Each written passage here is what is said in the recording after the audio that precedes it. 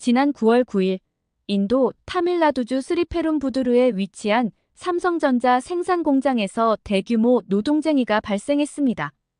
약 1,500명의 근로자들이 참여한 이번 집단행동은 수개월간 누적된 불만이 표출된 결과로 분석됩니다.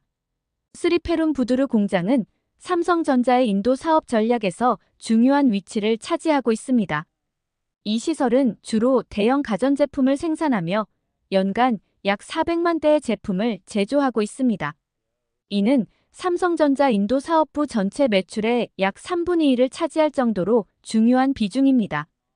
2023년 기준 삼성전자의 인도 시장 매출이 약 100억 달러에 달했다는 점을 고려하면 이 공장 하나만으로도 30억 달러 이상의 수익을 창출하고 있다고 볼 수 있습니다. 노동자들의 주요 요구사항은 크게 두 가지로 나뉘었습니다. 첫째는 대폭적인 임금 인상이었습니다.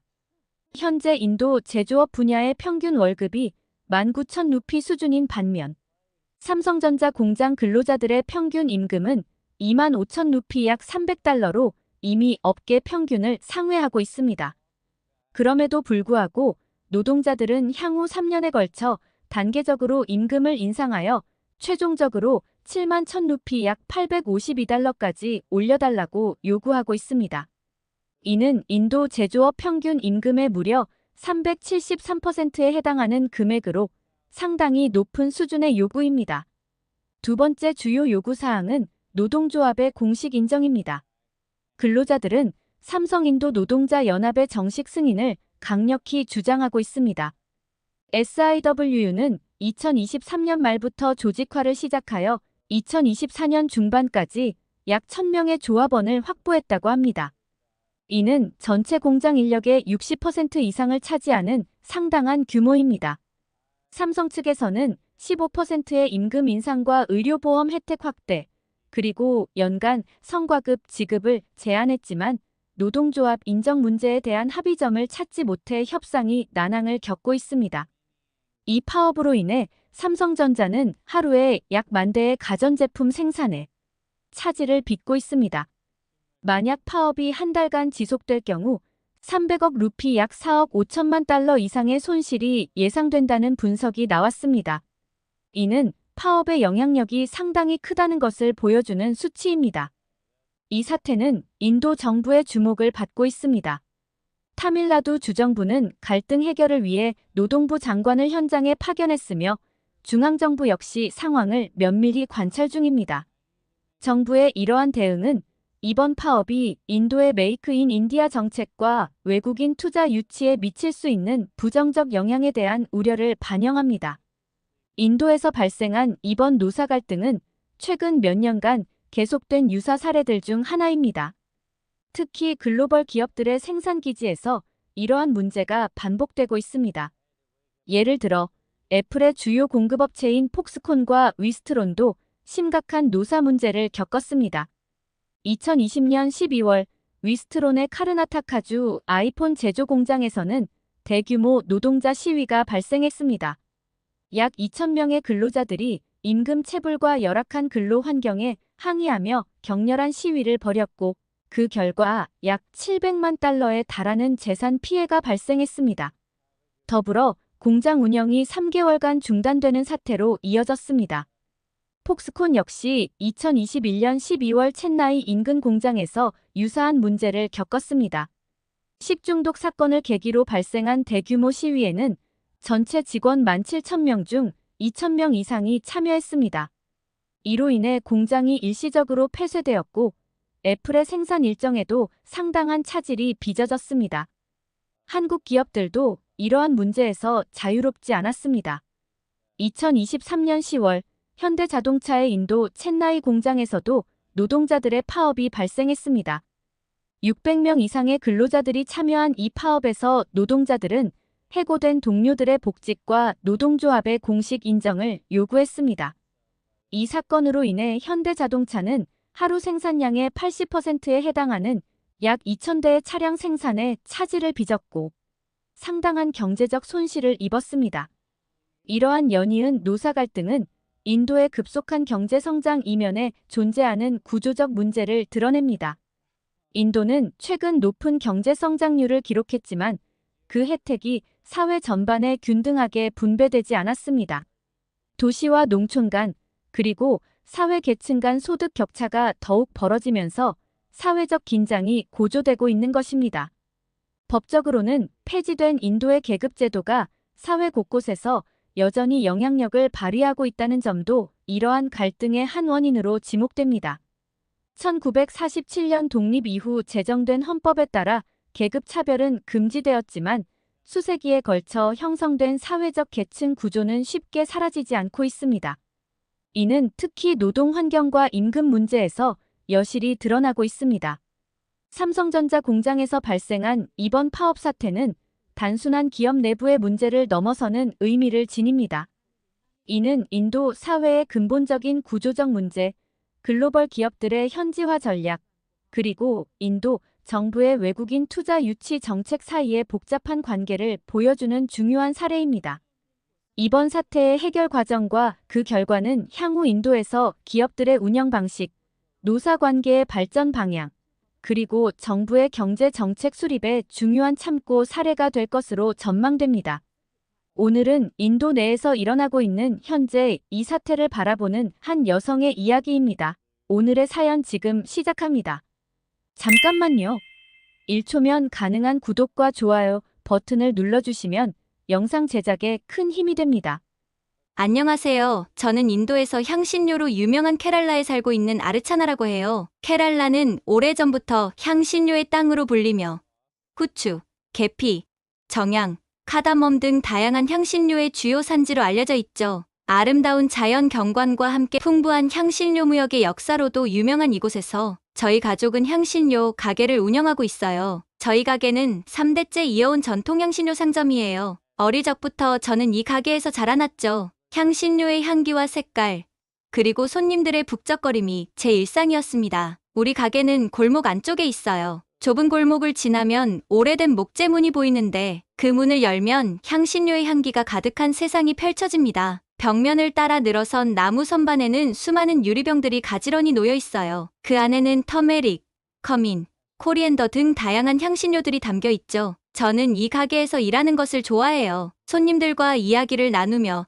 그들의 요리 비법을 듣는 것도 재미있고 향신료를 조합해 새로운 맛을 만들어내는 것도 즐겁습니다. 하지만 동시에 저는 이곳에 갇혀 있는 듯한 답답함도 느껴요. 제 오빠인 라비는 한 해외 기업의 공장에서 일하고 있어요. 그는 안정적인 월급을 받으며 자신의 미래를 설계할 수 있게 되었죠. 저도 그런 기회를 갖고 싶었지만 여성이라는 이유로 취업하기가 매우 힘들었습니다. 인도에서는 아직도 깊이 뿌리 박힌 계급 문화와 성차별이 존재해요. 일단 인도의 계급 문화에 대해 간략히 설명해 드릴게요. 인도의 계급 문화는 수천 년의 역사를 가진 카스트 제도에 뿌리를 두고 있는데요. 비록 1950년 인도 헌법에 의해 공식적으로 폐지되었지만 그 영향은 여전히 사회 곳곳에 남아있어요. 카스트 제도는 크게 4개의 주요 계급으로 나뉘어요. 바르나라는 개념인데 브라만, 크샤트리아, 바이샤, 수드라로 나뉘죠. 첫 번째로 브라만이라는 계층은 주로 종교 지도자나 학자였어요. 그리고 크샤트리아는 왕이나 군인 같은 사람들이 속한 계층이죠. 바이샤는 상인이나 농부 같은 경제 활동을 하는 계층이에요. 마지막으로 수드라는 육체 노동을 하는 사람들,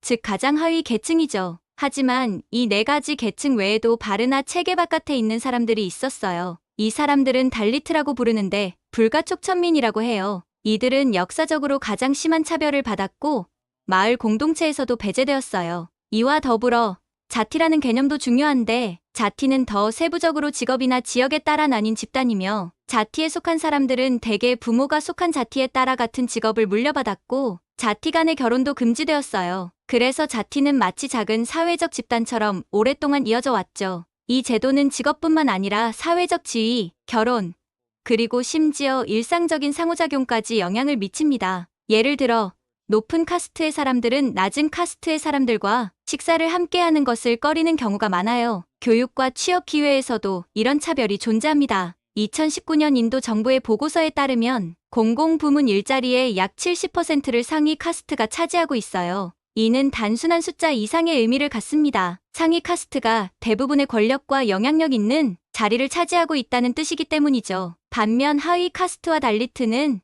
여전히 낮은 임금의 비숙련 노동에 종사하는 경우가 많아요. 이들은 종종 위험하고 비위생적인 환경에서 일하며 법적 보호도 제대로 받지 못하는 경우가 많습니다. 예를 들어 하수도 청소부의 대부분이 달리트 출신인데 이들은 적절한 안전장비 없이 일하다 사고를 당하는 일이 빈번해요. 교육 분야의 격차도 심각합니다. 상위 카스트 출신 학생들은 대부분 좋은 사립학교에 다니며 양질의 교육을 받습니다. 반면 하위 카스트 학생들은 시설이 열악한 공립학교에 다니는 경우가 많죠. 이런 교육의 질 차이는 나중에 대학 입학과 취업으로 이어져 불평등의 악순환을 만들어냅니다. 특히 농촌 지역에서는 이런 차별이 더욱 두드러져요. 2020년 옥스팜의 보고서에 따르면 달리트 여성의 문맹률은 상위 카스트 여성에 비해 2배 이상 높았습니다. 이는 단순히 글을 읽고 쓸 수 있느냐의 문제를 넘어서 정보에 대한 접근성과 사회 참여 기회의 차이를 의미해요. 정부에서는 이런 불평등을 해소하기 위해 할당제를 실시하고 있어요. 이는 교육기관과 공공부문 일자리의 일정 비율을 하위 카스트와 달리트에게 할당하는 제도입니다. 예를 들어 대학 입학 정원의 27%는 기타 후진 계층에게, 15%는 지정 카스트에게, 7.5%는 지정 부족에게 할당되어 있죠. 하지만 이 정책은 상위 카스트의 반발을 사고 있어요. 그들은 이 제도가 역차별이라고 주장합니다. 또한 실질적인 효과에 대해서도 논란이 있어요. 할당제로 입학이나 취업은 했지만 실제 학교나 직장에서 여전히 차별과 편견에 시달리는 경우가 많기 때문이죠. 더구나 이 할당제의 혜택이 정작 가장 도움이 필요한 계층에게 돌아가지 않는다는 비판도 있어요. 하위 카스트 내에서도 상대적으로 부유한 가정의 자녀들이 이 혜택을 독점한다는 거죠. 이로 인해 같은 카스트 내에서도 빈부 격차가 더욱 벌어지는 현상이 나타나고 있습니다. 이런 복잡한 현실 속에서 저 같은 젊은 세대는 딜레마에 빠져 있어요. 한편으로는 공정한 경쟁을 원하지만 다른 한편으로는 수백 년 동안 누적된 불평등을 어떻게 해소할 수 있을지 고민하게 됩니다. 카스트 제도가 공식적으로는 폐지되었지만 그 영향력은 여전히 우리 사회 곳곳에 남아있어요. 제조업 분야에서도 이러한 차별은 여전히 존재해요. 특히 여성에 대한 차별이 두드러지죠. 저도 오빠처럼 공장에서 일하고 싶었지만 여러 가지 제약 때문에 불가능했어요. 가장 큰 걸림돌은 1948년에 제정된 공장법이에요. 이 법은 여성이 오후 7시부터 오전 6시까지 야간 근무하는 것을 금지하고 있어요. 물론 이 법의 원래 취지는 여성을 보호하기 위한 것이었지만 현실에서는 오히려 여성의 취업 기회를 제한하는 결과를 낳고 있죠. 게다가 많은 공장들이 여성 근로자를 위한 화장실, 탈의실 등 별도의 시설을 갖추는 데 드는 비용을 부담스러워해요. 이 때문에 아예 여성 채용을 꺼리는 경우도 많아요. 실제로 인도 노동력 조사에 따르면 제조업 분야에서 여성의 고용 비율은 겨우 20% 정도에 불과해요. 이런 상황에서 저는 늘 오빠를 부러워했어요. 오빠는 안정적인 직장에서 일하며 미래를 계획할 수 있지만 저는 그런 기회조차 얻지 못하고 있으니까요. 하지만 최근 들은 소식은 저를 놀라게 했어요. 오빠의 공장은 아니지만 인근의 다른 공장에서 파업이 일어났다는 소식을 들었어요. 처음에는 무슨 일인가 궁금했죠. 알고 보니 임금 인상을 요구하는 파업이었어요. 이 소식을 듣고 정말 황당했어요. 일하고 싶어도 못하는 사람들이 있는데 이미 좋은 조건에서 일하는 사람들이 더 많은 것을 요구한다니 말이에요. 더 놀라운 것은 그들이 받는 임금이 이미 인도의 제조업 평균 임금보다 훨씬 높다는 거예요. 그런데도 그들은 현재 임금의 50% 인상, 향후 3년간 약 3배에 해당하는 단계적인 급여 인상을 요구하고 있어요. 이렇게 되면 그들의 임금은 일반 제조업 노동자의 거의 4배가 돼요. 저는 이런 요구가 너무 과도하다고 생각해요. 물론 노동자의 권리와 더 나은 삶을 위한 노력은 이해해요. 하지만 이미 평균 이상의 임금을 받고 있으면서 이렇게 큰 폭의 인상을 요구하는 것은 좀 지나친 것 같아요. 더군다나 이런 무리한 요구가 가져올 수 있는 부정적인 결과도 걱정돼요. 만약 기업들이 이런 높은 인건비를 감당하지 못하면 어떻게 될까요? 최악의 경우 해외 기업들이 인도에서 공장을 철수하고 다른 나라로 옮길 수도 있어요. 실제로 몇몇 기업들은 이미 베트남이나 방글라데시 같은 나라로 생산기지를 옮기고 있다고 해요. 이런 일이 벌어진다면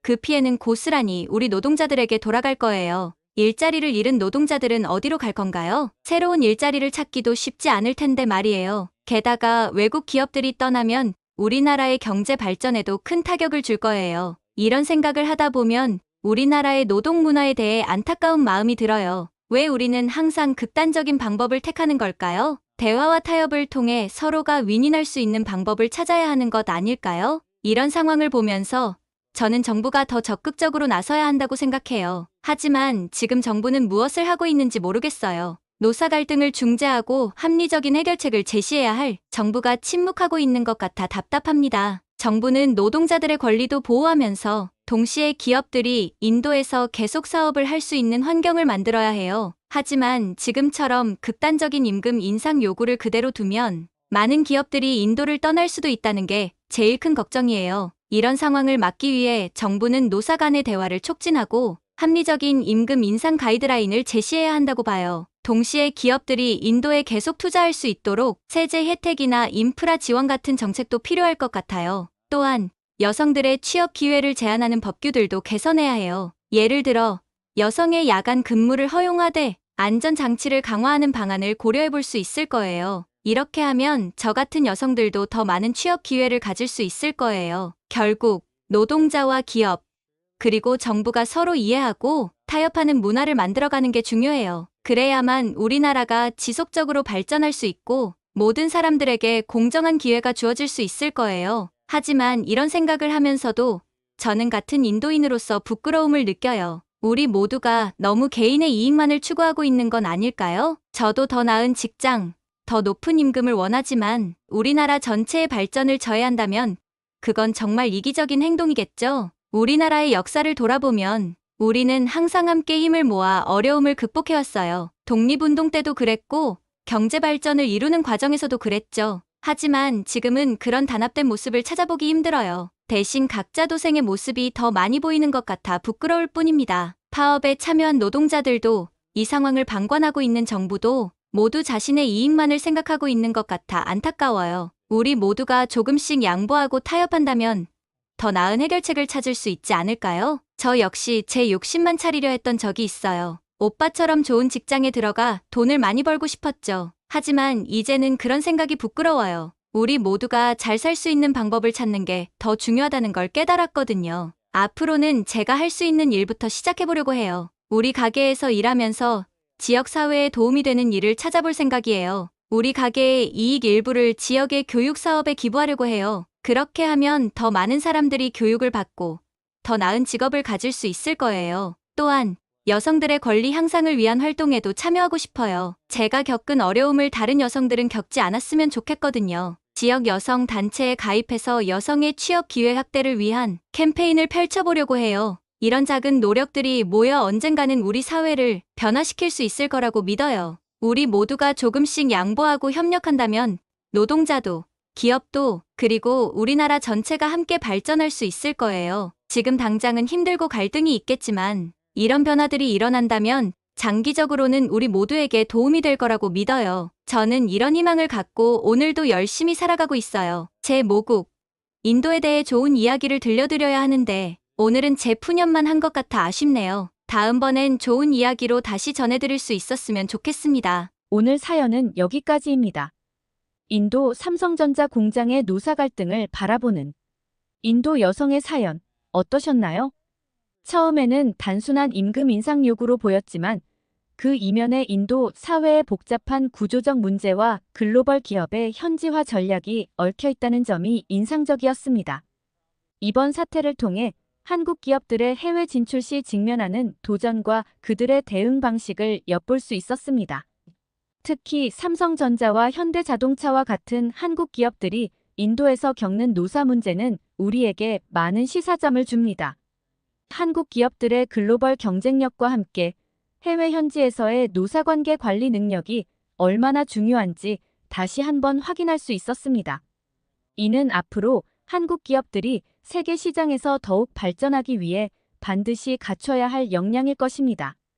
여러분은 인도에서 일어나고 있는 이러한 노사 갈등에 대해 어떻게 생각하시나요? 한국 기업들이 해외에서 겪는 이런 문제들을 어떻게 해결해 나가면 좋을지 여러분의 의견을 댓글로 남겨주세요. 여러분의 생각이 궁금합니다. 감동 뭉클에서는 여러분의 소중한 마음을 모아 사연 주인공들에게 전해드리고 있습니다. 여러분 주변에 감동적이거나 재미있는 실제 사연들을 제보받고 있으니 언제든 저희 공식 메일로 제보해주세요. 여러분이 보내주신 사연이 다음 영상의 주인공이 될 수 있습니다. 오늘 들려드린 사연이 마음에 드셨다면 구독과 좋아요 눌러주시고 주변 분들과도 공유해주세요. 여러분의 작은 관심과 응원이 더욱 좋은 콘텐츠를 만드는데 큰 힘이 됩니다. 이상 감동 뭉클이었습니다. 끝까지 시청해주셔서 감사합니다. 다음에 더 감동적인 사연으로 찾아뵙겠습니다.